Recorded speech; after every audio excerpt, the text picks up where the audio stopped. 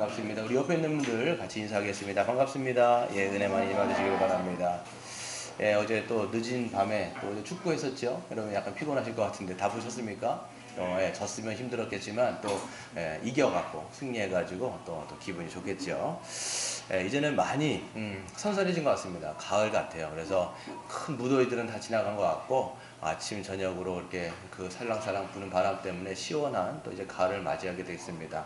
우리의 마음도 날마다 주님 주시는 그 은혜로 시원해지시는 여러분 되시길 바랍니다.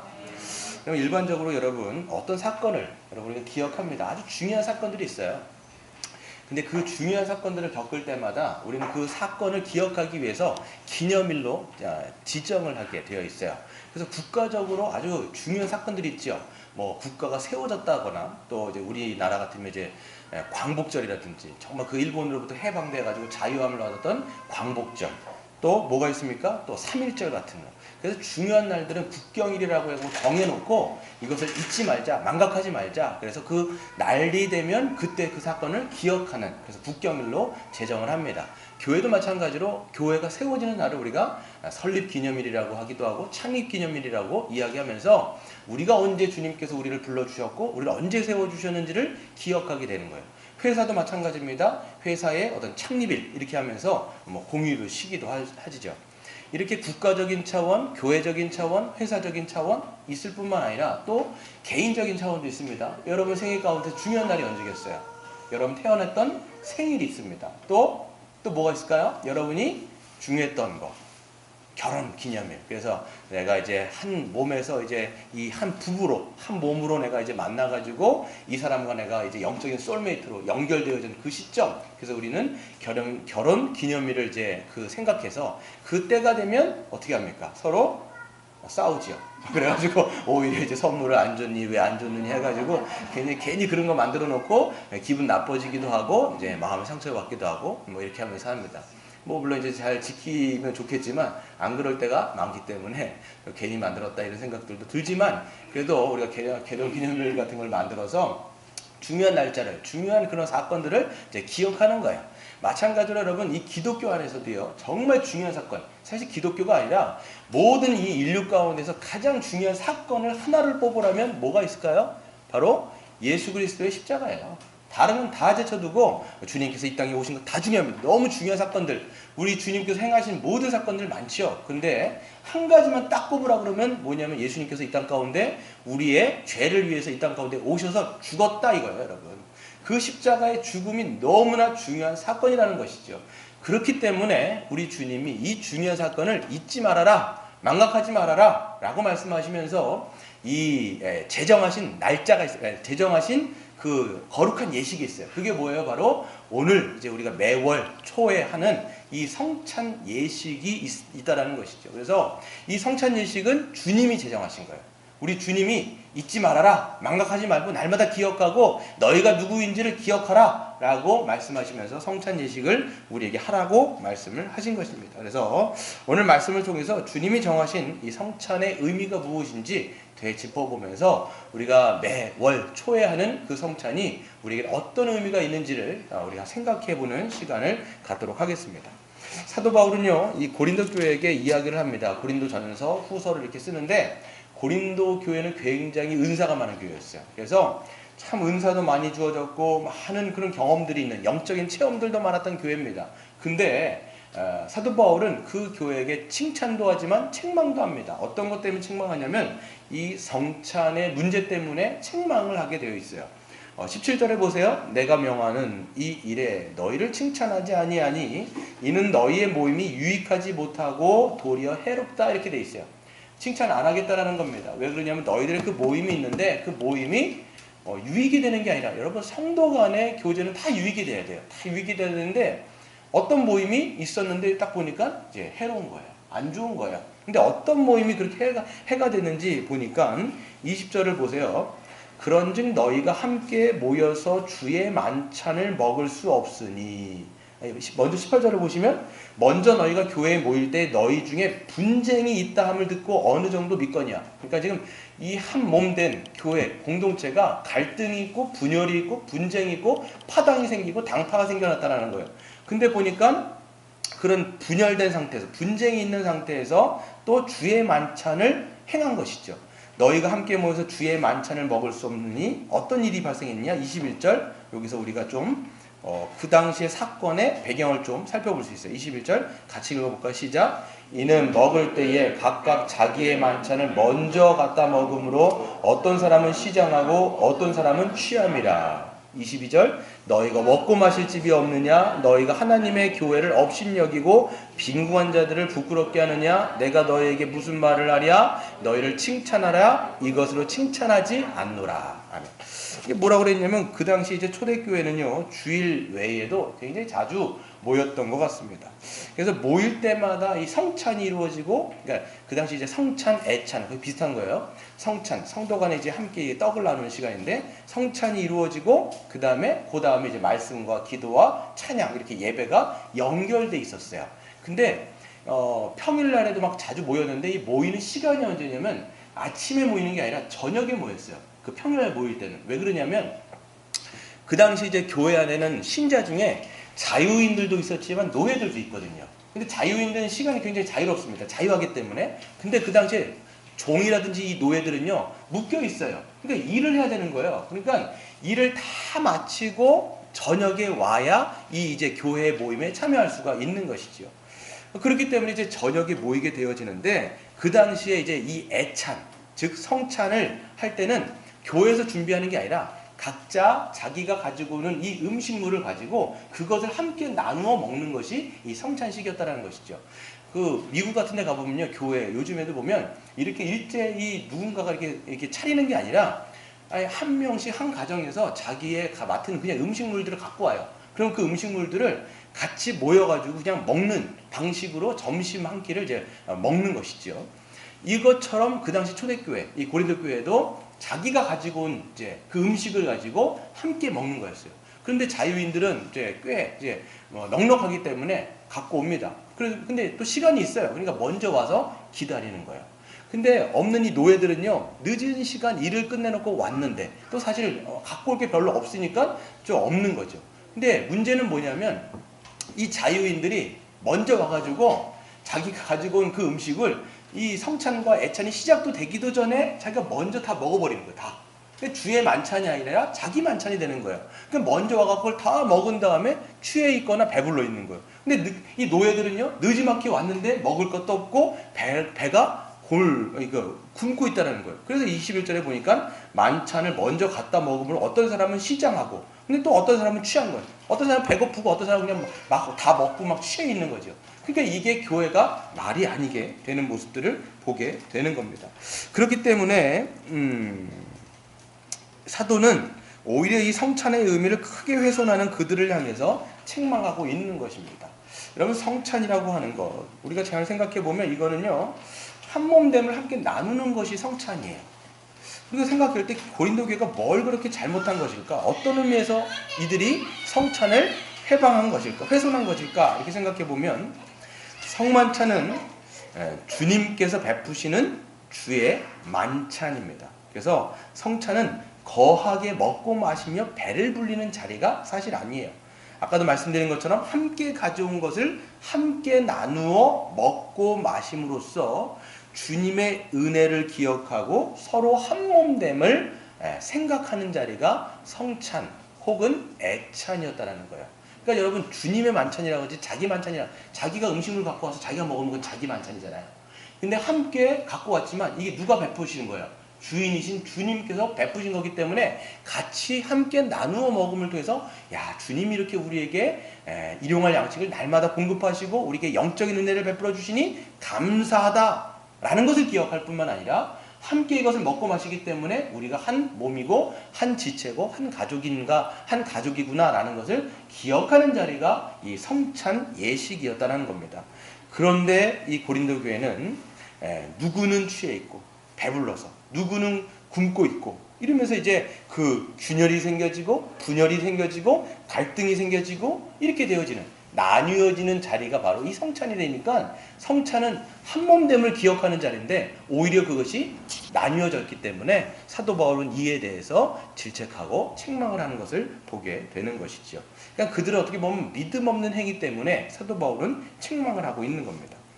사도 바울은요, 그들을 향해서 근데 이제 다시 한번 이야기해 줍니다. 그래서 사도 바울은 늘 그런 것 같아요. 좀 뭔가를 좀 잘못 나갈 때 보면 다시 원래의 진리를 일깨워줘요. 원래의 의미. 여러분, 우리가 어떤 것들을 잘못된 방향으로 나가면요, 본질을 벗어나면 어떻게 될까요? 본질에 대해서 의미를 다시 확고하게 하면 되는 거예요. 왜 그러냐면 이 본질에서 벗어났다라면 이 본질이 무엇인지를 기억하고 다시 한번 그 비전을 점검할 때, 아, 이것이 원래 위치구나, 이거예요. 그렇죠? 그래서 사도 바울도 마찬가지로 다시 한번 성찬의 그 기원과 그 의미를 되짚어주고 있습니다. 그래서 그게 바로 23절부터인데요. 우리가 늘 성찬식을 할 때마다 읽는 구절이 바로 이 구절이에요. 23절 보세요. 내가 너희에게 전한 것은 주께서 받은 것이니 곧 주 예수께서 잡히시던 밤에 떡을 가지사. 여러분 잘 보시면요, 예수님께서 그 성찬 예식을 언제 명령하셨어요? 잡히시던 밤에. 잡히시던 밤에 십자가를 목전에 두고 이제 곧 죽으시는데, 곧 십자가에 달려 죽으시는데, 그 십자가 직전에 예수님께서는 떡을 가지사 어떻게 하세요? 축사하시고 떼어 이르시되, 떡을 떼신 거예요. 빵을 떼신 거지요. 이것은 너희를 위하여 위하는 내 몸이니 이것을 행하여 나를 뭐하라? 기념하라. 기억하라는 거예요. 또 식후에 또한 그와 같이 잔을 가지시고 이르시되, 이 잔은 내 피로 세운 새 언약이니 이것을 행하여 마실 때마다 나를 기념하라 하셨으니. 그러니까 여러분, 실질적으로 주님께서 죽음 직전에, 십자가에 달리기 직전에 떡을 떼시고 잔을 따르시면서 너희는 이것을 보고 마시고 먹고 마심을 통해서 나의 죽음을 기억하라 라고 말씀하신 거예요. 사실 말해서는요, 이 제자들이 예수님이 이거 말씀하셨을 때 뭔 얘기 몰라요. 무슨 얘기인지 몰라요. 아직까지 돌아가시기 직전이기 때문에 예수님이 십자가에 달리시기 전에 한 3번 정도 누누이 말씀하십니다. 나는 십자가에 고난받고 죽을 거야. 하지만 또 살아날 거야. 이거를 3번 이상 말씀을 하세요. 근데 제자들은 못 알아먹거든요. 예수님이 죽는다는 게 뭐지? 왜 죽으셔야 되는 거지? 이렇게 얘기를 하는 거예요. 그런데 맨 마지막에 이제 정말 잡히시기 전날에 아예 자기의 죽음에 대해서 말씀하시고 떡을 떼고 이 잔을 따르면서 아예 이것을 나를 기억하라 라고 말씀하시고 실질적으로 십자가에서 달려 죽으시는 것이죠.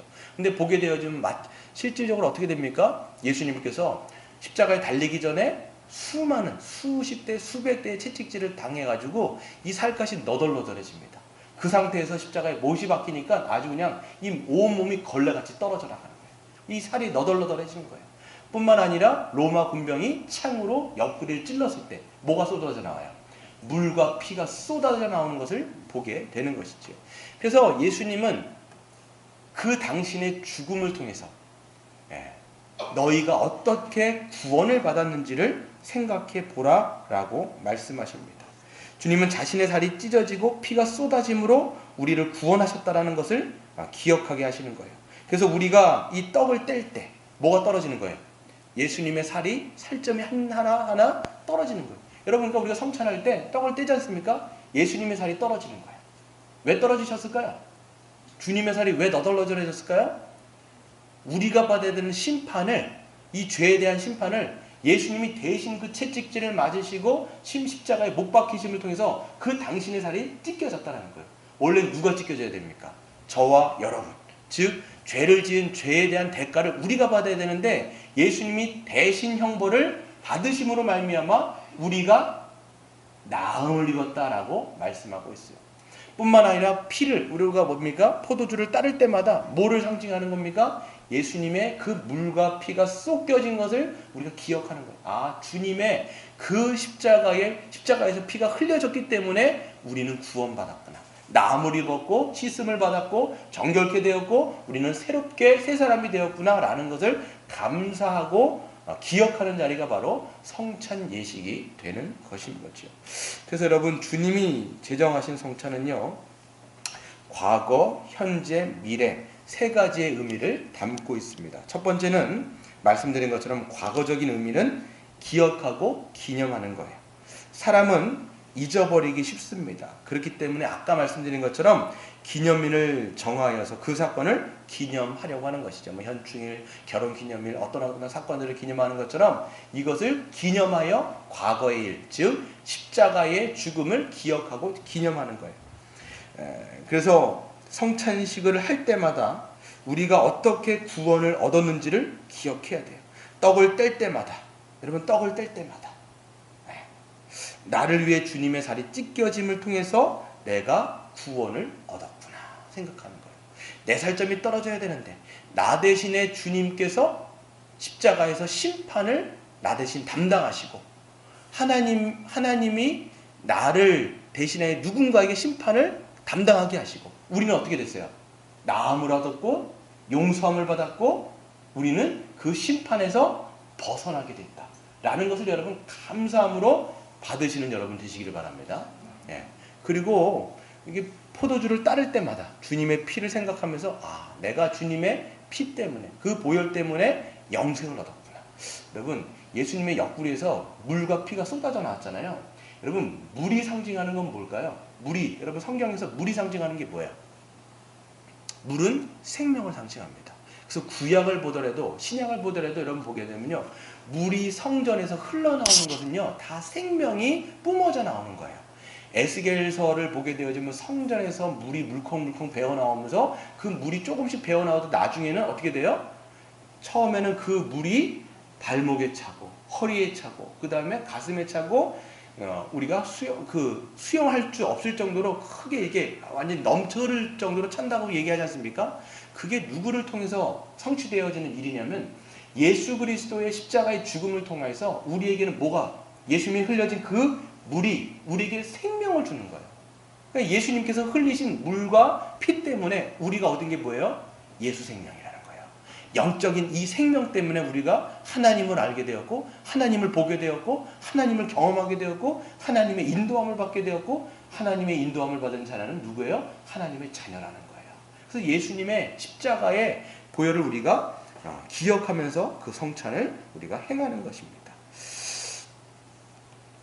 그래서 여러분 우리가 성찬을 행할 때마다 우리가 마음속에 항상 생각해야 되는 게 뭐예요? 기억하면서 주님의 그 십자가의 구원을 생각하면서 어떤 마음이 들어야 될까요?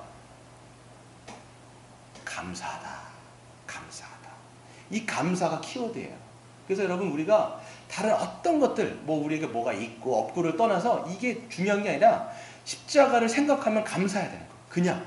그래서 여러분 성경에서 말할 때 너희는 날마다 주 안에서 감사라고 얘기합니다. 날마다 감사라는 거예요. 왜 감사합니까? 이 구원을 생각하면 어떤 상황이더라도 우리가 감사할 수 있는 존재인 거예요. 그래서 여러분 우리가 이 성찬을 뗄 때 감사하시는 여러분 되시기를 바랍니다. 두 번째는요. 이 현재적인 의미가 있는데 이 주님과의 연합을 경험하는 거예요. 여러분 성찬을 행할 때 눈으로 보죠. 떡을 보고 뭡니까? 그 포도주 잔을 봅니다. 뿐만 아니라 이걸 어떻게 해요? 볼 뿐만 아니라 어떻게 하죠? 먹고 마시는 거예요. 먹고 마시는 거예요. 그러니까 주님은 우리가 먹고 마심으로 우리가 얼마나 주님과 연합되었는지를 경험하게 하세요. 그러니까 여러분 보시면 이 시각적인 교육, 아까 이 떡을 떼는 것, 이거 시각적인 거죠. 그리고 잔을 따르는 것, 이거 뭐예요? 시각적인 효과인 거예요. 주님의 보혈이 흘려졌구나. 눈으로 보는 거예요. 그런데 이 시각적인 교육, 여기서 그 넘어서 어떻게 돼요? 미각을 사용하게 하시는 거예요. 맛을 보게 하신다는 거예요. 이 미각이라고 하는 것은 굉장히 독특합니다. 여러분 사람이 감각이 몇 가지가 있을까요? 오감이 있어요. 오감. 그러니까 이 오감은 뭐가 있어요? 시각, 그 다음에 청각, 후각, 그 다음에 촉각, 그 다음에 미각이 있죠. 오감 맞죠? 근데 여러분 놀랍게도 보면 다른 네 가지 이 시각, 청각, 후각, 촉각 이 모든 것은요 주체하고 객체하고 떨어져 있어요. 눈을 볼 때 여러분 시각 보세요. 내가 주체지만 객체랑 이게 떨어져 있단 말이에요. 어느 정도의 거리를 두고. 촉각도 마찬가지입니다. 아무리 이게 감각이 느껴지지만 주체와 객체가 하나 되진 않아요. 그렇죠? 근데 오직 미각만 주체와 객체가 연합이 돼요. 잘 생각해 보세요. 여러분 음식물을 먹을 때 맛있는 걸 먹을 때 어떻게 해요? 제가 이번에 수련회 갔을 때 그 선배 목사님께서 이제 선배 이사장님 목사님 이사장님께서 간사들 너무 수고한다고 좋은 곳 가서 음식 먹으라고 이제 돈을 금일봉을 주셨어요. 그래서 거기서 이제 뷔페를 먹는데 너무 맛있는 거예요. 막 굉장히 차려져 있는 음식들도 많고 부산이다 보니까 거기 회도 나오고 막 낙지도 나오고 이런 거예요. 그래서 그걸 딱 먹었는데 여러분 그 낙지 같은 거 딱 먹어보면 어떻게 돼? 입안에서 꿈틀꿈틀 막 한단 말이에요. 꿈틀꿈틀 막 하는 미가 꿈틀꿈틀 하지요. 먹으면 어떻게 됩니까 또? 이걸 음식이 어떻게 돼요? 씹으면서 그 낙지가 이제 죽겠죠? 막 씹으면서 이제 낙지가 이 혀 끝에서 사실 맛은 잘 모르겠대요. 낙지 맛은 잘 모르겠어요. 저는 항상 무슨 맛을 먹냐면 회 초장 맛으로 먹어요. 회를 좋아하긴 하는데 이 회가 맛있어서 먹는 게 아니라 초장 맛을 먹는 거예요. 초장을 듬뿍 찍어가지고 회 맛이 잘 안 날 정도까지 전 찍어요. 그래가지고 거기다가 이제 찍어서 먹는데 혀 끝에서 그럼 초장 맛이 막 나겠죠? 그러면 그게 어떻게 됩니까? 혀에만 있는 게 아니라 목구멍으로 넘어가요. 목구멍으로 쭉 넘어가요. 목구멍으로 넘어가서 그게 어디로 들어갑니까? 이 모든 장기로 넘어가게 돼요. 근데 여러분 이 장기로 넘어갈 때 이 산 낙지가요 장기 안에 그대로 남아있을까요? 아니죠. 이 어떻게 되면 이 장기 안에서 이제 분해가 되어지고 소화가 되어져가지고 결국은 영양분으로 다 흡수가 되어져서 몸이 되어요. 몸을 이뤄버리는 거예요. 이처럼 여러분 이 미각이라고 하는 건 놀랍게도 이 주체와 객체가 연합돼 버리는 거예요. 예수님이 왜 우리로 하여금 이 성찬을 거행해가지고 떡과 이 잔을 먹고 마심으로써 우리로 하여금 알게 하시는 게 뭐냐면 우리가 그리스도와 얼마만큼 연합되어 있는지를 경험하게 하시는 것이 바로 성찬이라는 거예요. 잘 기억하셔야 돼요. 그러니까 첫 번째 과거적인 의미는 그냥 기억하는 거예요. 근데 두 번째 현재적인 의미는 기억을 넘어서 실제적으로 우리가 그리스도와 얼마나 연합되어 있고 연결되고 영적으로 묶여 있는지를 이 미각을 통해서 먹고 마심을 통해서 그리스도가 내 안에 내가 그리스도 안에 있다는 것을 알게 하시고 경험하시는 거예요. 실제로 여러분 성찬식이 벌어질 때 성찬식이 베풀어질 때 이때 누가 운행하실까요? 성령께서 운행하세요. 성령께서 운행하시기 때문에 이 주님의 이 살과 이 피를 상징하는 떡과 잔을 믿음으로 받는 자, 그냥 받는 사람이 아니라 믿음으로 받는 자는 실질적으로 그리스도와 연합을 어떻게 됩니까? 경험하게 된다는 거예요. 이게 놀라운 축복이요 놀라운 은혜라는 것을 보게 되어지는 것입니다. 뿐만 아니라 주님의 살과 피를 함께 나누어 먹고 마심으로 우리가 한 몸이다라는 것을 또 경험하게 하시는 거예요. 잘 보세요. 예수님께서는요 자기의 살과 피를 나누어 주십니다. 그런데 개인만 먹는 것이 아니라 그 살과 피를 누가 다 먹어요? 예수를 믿는 모든 자들이 함께 먹지요. 그러면 주님의 살과 피가 한 사람에만 들어가는 게 아니라 동일하게 모든 예수를 믿는 모든 사람들이 똑같이 들어가서 흡수가 되어지고 그것이 우리의 몸을 이루게 되는 겁니다. 뭐가 되겠습니까? 우리의 왕이신 예수 그리스도께서 당신께서 배설하시는 그 잔치에 모든 사람이 참여할 때 그리스도 안에서 우리가 뭐가 된다? 한 몸, 한 가족임을, 한 식구임을 기억하게 하시고 또 경험하게 하시는 자리가 바로 성찬 예식이다라는 것을 우리는 알 수가 있는 것입니다. 그렇기 때문에 즉 믿음으로 어떤 믿음이냐면 내가 예수를 믿음으로 그리스도와 수직적으로는 예수님과 연합되어 있고 수평적으로는 누구와 내가 한 지체들과 한 몸으로 연결되어 있다는 것을 믿는 자가 믿음으로 이 성찬을 거행할 때 그런 신비로운 경험들을 하게 되는 것이죠. 세 번째는 여러분 이 미래적인 의미가 있습니다. 미래적인 의미는 완전한 나라를 소망하는 거예요. 완전한 나라를 소망하는 거예요. 26절을 한번 읽어볼까요? 26절 시작. 너희가 이 떡을 먹으며 이 잔을 마실 때마다 주의 죽으심을 그가 오실 때까지 전하는 것이니라. 그러니까 과거적인 의미는 그냥 그때의 주님의 십자가를 기억하고 감사하는 것. 현재적인 의미는 뭐예요? 실질적으로 먹고 마심을 통해서 내가 주님 안에 주님이 내 안에 있다는 것을 경험하는 것이고 미래적인 의미는 뭐예요? 주님께서 다시 오실 때를 소망하게 하는 거예요. 그러니까 우리가 이 성찬할 때마다 뭐가 돼요? 내가 주님과 지금 긴밀하게 연결되어 있지만 완전해요? 완전하지 않아요? 완전하지 않아요. 그렇기 때문에 주님이 오시면 우리가 우리의 얼굴과 얼굴이 맞대어서 주님과 완전한 연합, 완전한 친밀한 교제를 그때 나누게 될 겁니다. 여러분 사도 바울을 보게 되어지면 뭐라고 얘기하냐면 빌립보서 1장에 보면 내가 지금 너희와 함께 있는 게 좋겠느냐, 아니면 내가 주님과 함께 있는 게 좋겠느냐. 내가 지금 둘 사이에 끼었는데 나는 원래 주님과 완전 내가 죽어서 주님과 함께 있는 것이 좋겠지만 내가 너희와 함께 있는 것이 너희에겐 유익하다, 이렇게 얘기했어요. 사도 바울은요, 그냥 죽어서 하나님 나라에 가서 완전한 그 친밀한 교제를 누리기를 원했다는 것이죠. 마찬가지로 여러분, 우리가 이 성찬을 하면서 주님 다시 오실 날을 고대하고 소망하는 거예요. 아, 그때가 지금도 좋은데, 지금도 주님과 이 연결되어 있는 것들을 내가 경험하면서 지금도 좋은데 맨 마지막 날 주님께서 오실 때는 얼마나 더 좋을까를 성찬 예식을 거행하면서 믿음으로 소망하게 되는 것이 바로 성찬 예식인 것이지요.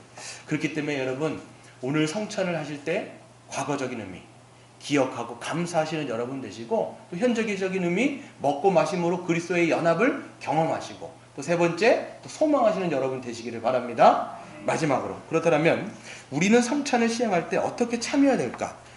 사도 바울은 이것에 대해서 성도들에게 원리가 아니라 실제적인 적용점을 주고 있어요. 그게 바로 28절부터 27절, 28절, 29절입니다. 한번 같이 읽어보겠습니다. 시작. 그러므로 누구든지 주의 떡이나 잔을 합당하지 않게 먹고 마시는 자는 주의 몸과 피에 대하여 죄를 짓는 것이니라. 사람이 자기를 살피고 그 후에야 이 떡을 먹고 이 잔을 마실지니 주의 몸을 분별하지 못하고 먹고 마시는 자는 자기의 죄를 먹고 마시는 것이니라. 아멘. 여기서 뭐라고 되냐면 실질적으로 이 성찬에 참여할 때의 자세, 이것이 있는 거예요. 여기서 지금 반복되는 게 뭐예요? 주의 떡이나 잔을 합당하지 않게 먹고 마시는 자. 또 28절에 사람이 자기를 어떻게 하라고요? 살피고. 29절 주의 몸을 뭐하고요? 분별하라는 거예요. 이게 중요한 단어입니다. 합당하게 먹고 마시고 자기를 살피고 먹고 마시고 주의 몸을 분별하여 성찬에 참여해야 된다는 것입니다. 그게 뭘까라고 생각해 볼 때 우리는 고린도 교회 성찬의 문제를 다시 짚어봐야 됩니다. 무엇이 문제였습니까? 바로 성찬을 하기도 전에 자기들이 갖고 온 것들을 먼저 먹고 마셔가지고 배부르고 취한 사람이 있었고, 또 어떤 사람들은 먹지도 못해가지고 굶고 있는 사람이 있었어요. 그렇기 때문에 지금 어떻게 된 겁니까? 한 몸됨을 이루어가지고 성찬을 거행해야 되는데 그 한 몸됨이 이루어진 거예요? 깨진 거예요? 깨진 거예요. 이 믿음 없는 행동, 여러분 이 사람들의 믿음 없는 행동은 뭐 어떤 게 믿음 없는 행동이었을까요? 어떤 믿음이 없었던 거예요? 이 옆에 있는 지체를 내 몸이라고 생각하는 그 믿음이 없었던 거예요. 만약에 여러분 내 옆에 있는 그 자유자나 종이나 다 자기들이 그리스도 안에서 한 몸이라고 생각했다면 그 사람들이 오기도 전에 이렇게 먹는 행동을 했을까요? 안 했을까요? 전혀 안 하죠. 그 사람들이 지금 일하고 늦게 오겠구나. 그럼 이 사람들이 어떤 마음이 품었겠어요?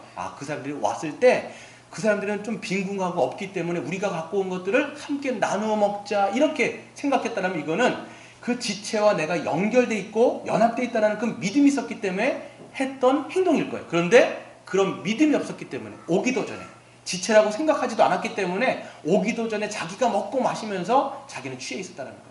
이 행동 때문에 사도 바울은 뭐라고 얘기했던 것이지. 즉 그들은 믿음 없는 행동을 한 것이고요. 그렇다면 우리가 합당하게 성찬을 행한다는 것은 어떤 믿음으로 먹고 마신다는 것인가? 바로 수직적으로는 말씀드린 것처럼 주님과 한 몸 되었다라고 하는 그 믿음, 그리고 수평적으로는 뭐예요? 우리가 한 몸이다라고 하는 그 믿음으로 이 성찬을 거행하는 것이 합당한 태도라고 성경은 이야기하고 있습니다. 그래서 여러분, 주님의 성찬에 참여할 수 있는 자는 오직 뭐가 있는 사람이에요? 믿음이 있는 사람. 믿음이 있는 사람. 어떤 믿음이에요? 내가 그리스도와 연합되어 있다.